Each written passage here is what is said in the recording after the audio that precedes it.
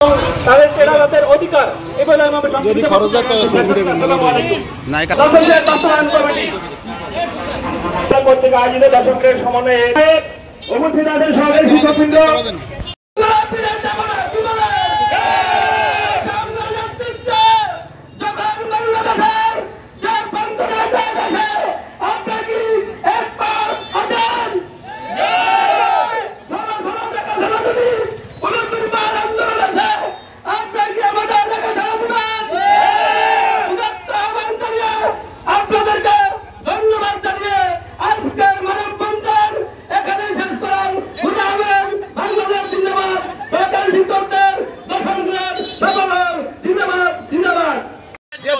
দাবি জানিয়েছি, এতে যদি দাবি আদায় না হয় আমরা জেলায় মানববন্ধন করব।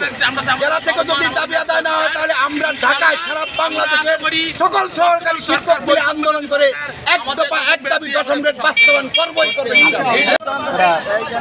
সরকারি শিক্ষকদের দশম গ্রেড বাস্তবায়ন পরিষদের যে মানববন্ধন কর্মসূচি হয়েছে, আমাদের এখানে দাবি ছিল দশম গ্রেড। এই দশম গ্রেড কেন আমরা চাই? আমরা সবাই যারা এই হাসপাতালে নার্স পদে চাকরি করে তারা কিন্তু এসএসসি পাস, কিন্তু তারা দশম গ্রেড পায়। পুলিশের যারা এসআই তারা মাস্টার্স কমপ্লিট করে তার এই ডিগ্রি দেয়, কিন্তু তারা দশম গ্রেড পায়।